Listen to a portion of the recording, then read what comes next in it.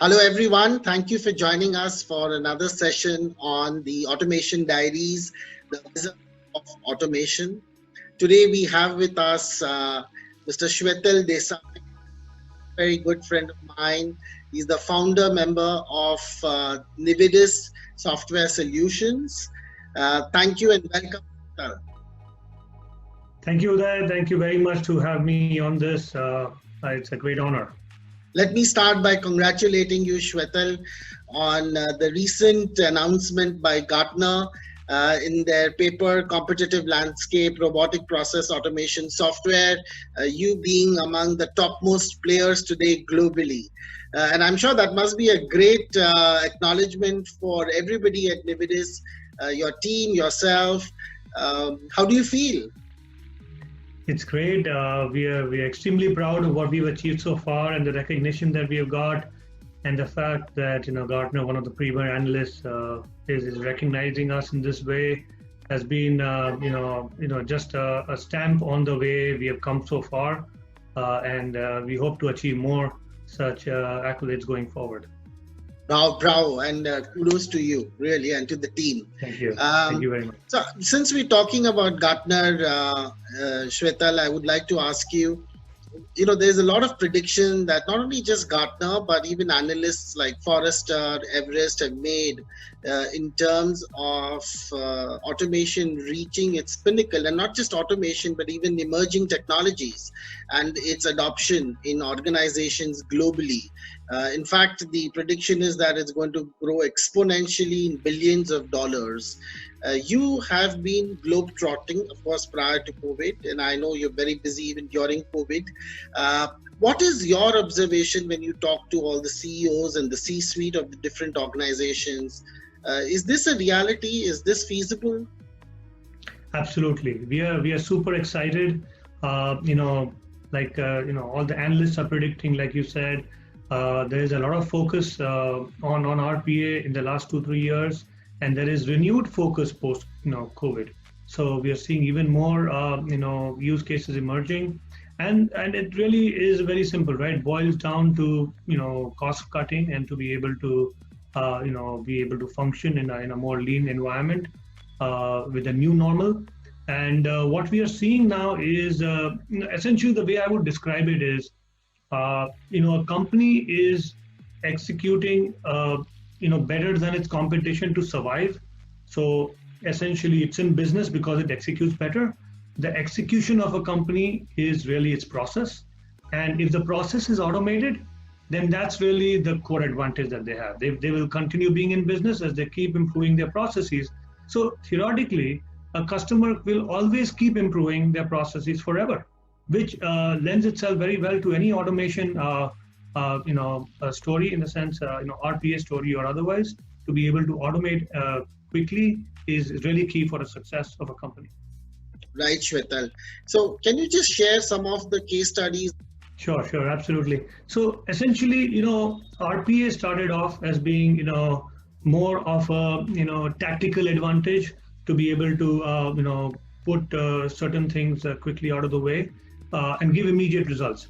However, people are realizing that RPA to start off has been good, but to be able to go beyond, you need holistic automation, basically, which means that you need to go beyond into the hyperautomation space, as Gartner describes it, and to be able to augment RPA with human judgment, and also go beyond into your end-to-end organizational, enterprise, automation, and even go one step beyond to beyond your organizational boundaries, to your external participants like vendors or dealers or field agents and things like that, or even customers.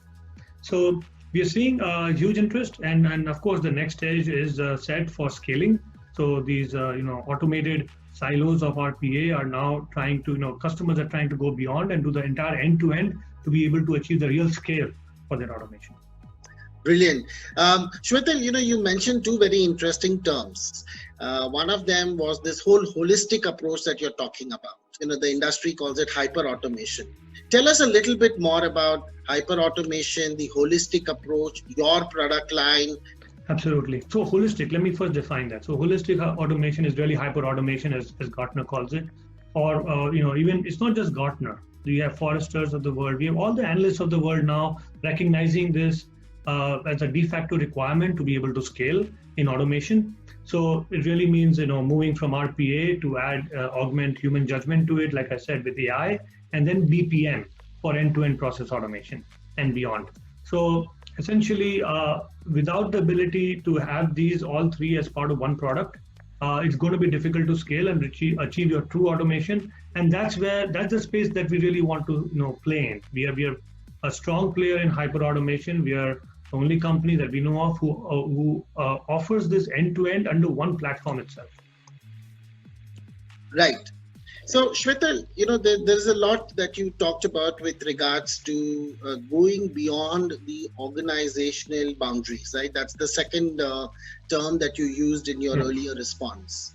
There are a lot of solutions that are available for B2B integration. Can you elaborate a little bit more on that area, Shvetal? Absolutely. So, essentially, to be able to get your external participants involved in your end-to-end automation is very key to success, not just your internal employee automation. The best way I can describe that is through an example. So there is, very recently we had a large automotive manufacturer, approach us because they were actually using RPA already, another product that they were using for RPA for more than 2-3 years. But the problem they were trying to solve could not be achieved with just RPA. So essentially, it was a solution they wanted to devise for loyal customers, where they wanted to give them cash back for exchanging their cars, older cars. And this was all, the whole process started with the dealer getting all the information, like the car registration information, the customer invoice, the license information, all other government IDs, all of this by the dealer. The dealer would then feed it into the internal systems of the manufacturer. It would go through multiple different, flows within the enterprise from multiple participants. And then it would go finally to an auditor who would take that information and compare it with third-party systems, government websites, to verify all this information. And then finally, they required this to go into a document management system. No other product provides this entire end-to-end flavor. So that's where we came in the picture, and that's where they preferred us for this automation, because we have, right at the beginning, ability to have on-device extraction. That means using machine learning to deploy on, dealer devices, ability to extract information directly from these documents, feed them into internal systems where the BPM comes in, where it would go through multiple routing logic, where it would the flow of work would go between multiple individuals, and then finally it would go into a document management system. And the underlying piece to all of this would be the RPA and the BPM binding it together. So they had multiple different objectives here, and they were able to achieve them. Their infrastructure costs went down because now everything is done on dealer devices. They don't have high infra in the back end. So with one quick stroke, they were able to leverage infra of the external participants of their organization and use resources from the external participants. So they don't need back office folks as much anymore, because all the information is validated upfront by a dealer, their external participant. And where are all these assets sitting? Are they sitting on-prem, on their own infrastructure, or is it on the cloud? So they had multiple options. They chose to have it on-prem, but these assets, in fact, the asset to be able to do intelligent document extraction, that asset, well, I wouldn't call it an asset. The actual solution resides on the dealer's device, but the assets, the documents are not stored there, but they would go on-prem within the manufacturer's own internal system, in our document management system as such. So Shvetal, now that you've realized this particular solution, this is a brilliant use case, right? I mean, this is exactly what people want to do today in their organizations. Have you been able to see the returns on the investment? Is it delivering as it was anticipated to? What are some of the tangible, intangible benefits that the organization has been able to get out of this automation exercise? Sure. So essentially, one of the most important things is, people look at total cost of ownership and return on investment, right? So it really boils down to that. For a customer to achieve that, they have to look at various factors. One is license cost right up front. So essentially, if you're going to be paying very high amount of subscription cost for your licenses year on year, your ROI reduces significantly over time. And right up front itself, it's not going to be that high, and it diminishes over time.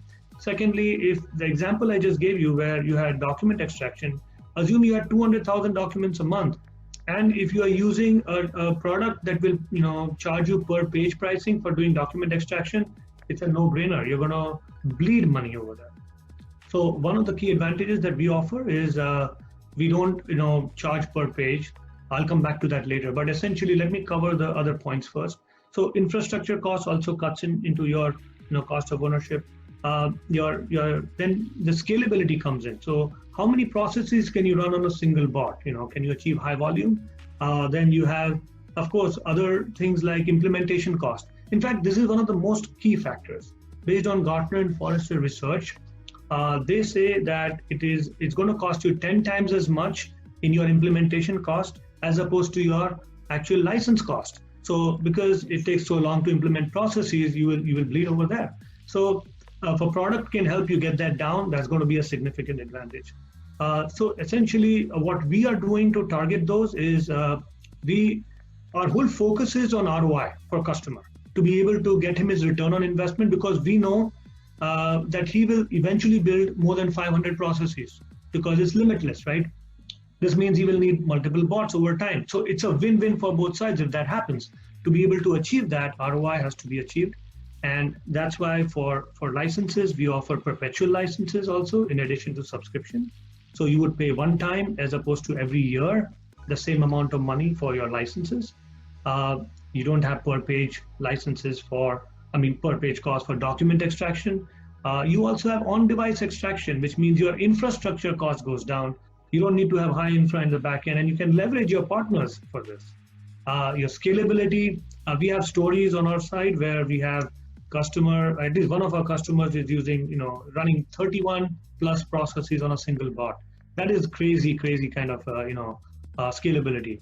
And we have other, fantastic case studies which go, into the high volume bot processing areas.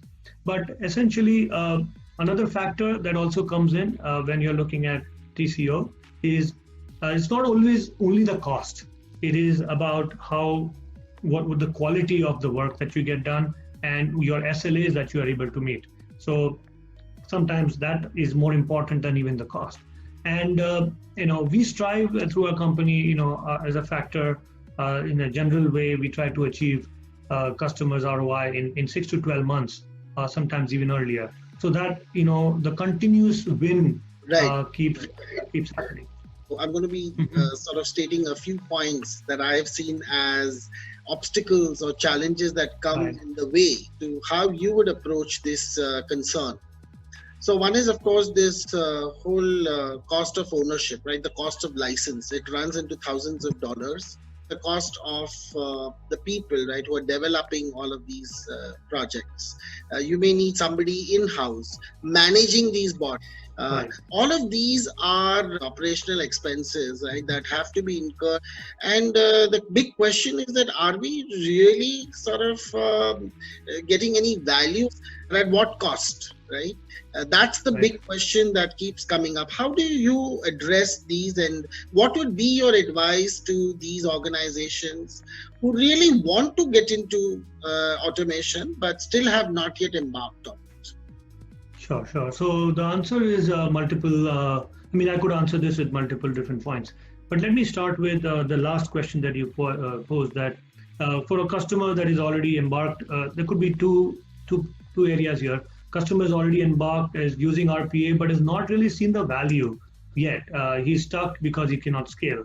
That's one. Second is he's new, he's not started yet, and he doesn't know how to start, and he's really not got that internal buy-in.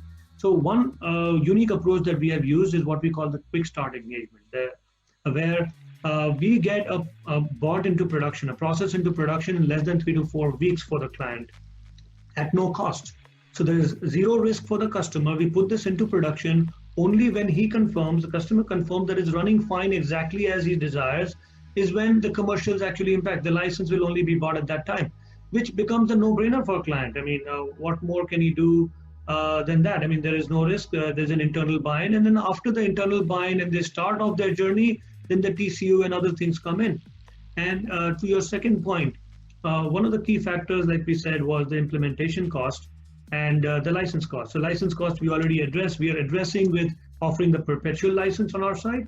And implementation cost, we have seen that we are able to implement things in about 30 to 40% faster time than our competitors. And one of the reasons is because we don't have to deal with exception handling or logging or all these other bells and whistles that other products may have to do, because that's all inbuilt natively on our environment. All you do is focus on the logic of your process, which is how RPA implementation actually should be. So when it comes to picking up your products, what is the ease with which one can carry on the development in-house? Throw some light on that. And do you have any kind of an academy or a capability development program on and get themselves certified? Absolutely. So we do have that. We also have multiple partners at various different levels, which people can also leverage. But more importantly, we have a full-fledged training program and an academy that allows you to get started. Let me put it in perspective here. The way we test the waters is we eat our own dog food. So basically, essentially, every pilot or POC we build, every process we build for our customers, we leverage our record and playback capabilities, which allows us to build very quickly. So we leverage that ourselves. It's not just us talking about it. Secondly, when we are actually training, a lot of our customers have actually leveraged people with zero programming backgrounds. We have had even freshers right out of electronics backgrounds who don't have much programming knowledge that we have trained in less than 2 to 3 weeks, and they've been productive within 3 weeks itself. So that puts a strong stamp of credibility on our approach and our ability to build quickly, and then as an easy to use tool. What are the customers asking for? What kind of support are they looking for? And what are some of the solutions that you are providing in this current times? Sure. So with COVID hitting in, just like all other companies, we were all scratching our heads. What does this mean for us going forward? And of course, for a few weeks there was a lull, but it's been amazing after that. Things have come in. People have come in with some very interesting use cases for automation as such. One good example is a power company recently approached us that they have a problem now because of COVID, where they had agents, field agents going in to take meter readings at customer sites and then coming back and punching those numbers back into their systems. But because of COVID hitting in, they couldn't do this and it was getting difficult. So we created a custom machine learning model for extracting meter readings automatically from a device itself. So we deployed this on an app which could be downloaded by the customer themselves now, and they can take the photograph of the meter reading. It will do the extraction and send the data back directly to the customer. Brilliant. So in this process, they actually improved their existing system, which they would have never done if COVID had never kicked in. So from a problem, an opportunity was created for them with RPA, and these are some of the use cases that we are coming up with, very diverse ones, very exciting to implement, and also because we are very unique in this space where we can do end-to-end automation as well as, so we have BPM for that, as well as augmented with on-device extraction. Some of these things open up for us. So my one advice is, don't just think, act on it. And this is the best time to do it now because RPA offers that opportunity. Because traditionally you used to look at automation from top down, right? So you used to do this whole process re-engineering effort and get everybody together, cross teams, and start building something which would see the light of day after months and months, and maybe not even see a light of day because it could be fraught with problems. But with RPA now it's bottom-up approach, right? So you are able to now plug in your holes wherever you have, and you can start bottom up. And then once you have some of those siloed automation in place, now you build on top of it by starting to include these, stitch them together to do your end-to-end process automation. So there is less risk because RPA processes are typically smaller, and quicker to implement. And once you do a few of these, you get quick wins, and then you start building on that to approach your real end-to-end automation of your enterprise. So the best opportunity is to do it now with RPA. Thank you, Shvetal. Those were truly very, very insightful words, and certainly very encouraging and inspiring for a whole lot of people who are watching and viewing to embark on the automation journey. I want to thank you personally for taking time out and talking to us today. I really want to thank the Nividous team for all the great effort, and some of the use cases that you talked about will really change the landscape of how we are going to be working. And one question that I've always been intrigued by, and I always wanted to know, was how did you come out with the name Nividous? So thank you for asking. I get that asked a lot, and it's a really interesting story. So essentially, we wanted to look for something that defines Indianness, and we are in the information age, right? So Nivid in Sanskrit really means information.